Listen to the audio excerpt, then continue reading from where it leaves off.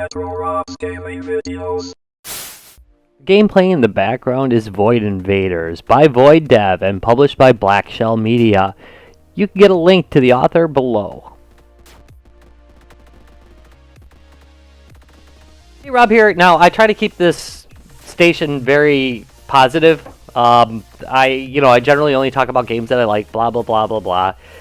And I try to keep on topics where you can put a positive spin on it. But there is something going on in the gaming community, and it's been around for a while, but it's been particularly bad lately. And it specifically pertains, in this case, to the RetroVGS, but I've seen it with the NVIDIA Shield, and I've seen it with other products that are coming out as well, or have come out as well. And it's an attitude of, if I don't want it, nobody else should want it either. And for God's sake, they've got to be stupid if they do. And it's such a childish attitude, it drives me crazy. But anyway, let's rewind a minute.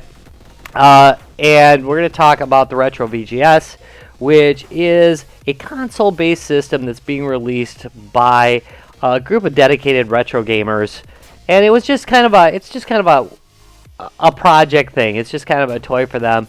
Mike Kennedy, the creator of Retro Magazine, is heading this thing, and there's still the hardware's still a little bit fuzzy, but the idea is that you're going to be able to run new old-fashioned types of games on a new console using a cartridge, which is kind of a neat idea. I think it's okay. It's a good niche idea, but it has just the hatred towards the system has been amazing. I just can't even believe how angry people can get at any idea they've thrown into this. And I am definitely not stating that the RetroVGS is perfect.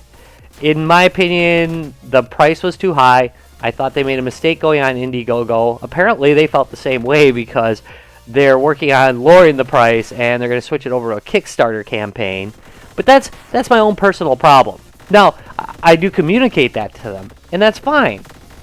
You know, there's nothing wrong with communicating an issue you have with a product to the people who produce it, or just to make a general statement about it.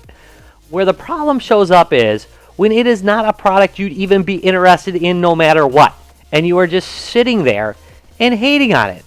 What is the use of hating on a product you don't want, or don't think can be corrected?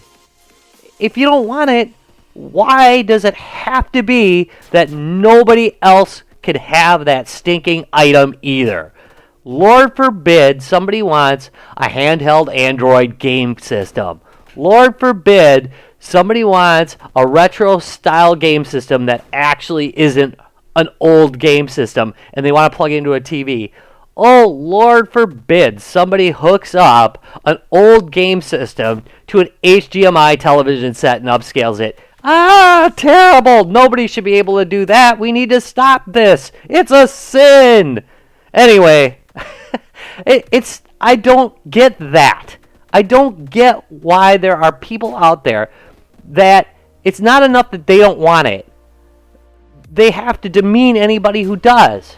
And I hate to tell you guys this. Well, actually, I'm guessing the people that listen to me understand this, because most of you guys are a little bit older or more mature.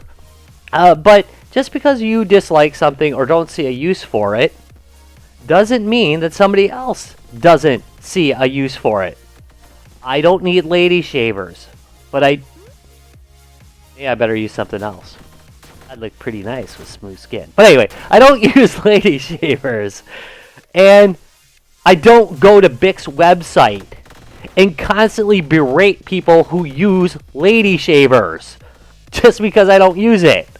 If I don't like a type of art, I don't go on, like if I don't like Monet, I don't go on a Monet appreciation site and start blasting Monet. Grandma Moses is freaking awesome. Monet, suck it. You know, I just don't get it. I don't get that mindset. So anyway, that's all I really had to say. Hey, if you agree with me, do me a favor. Give me a thumbs up.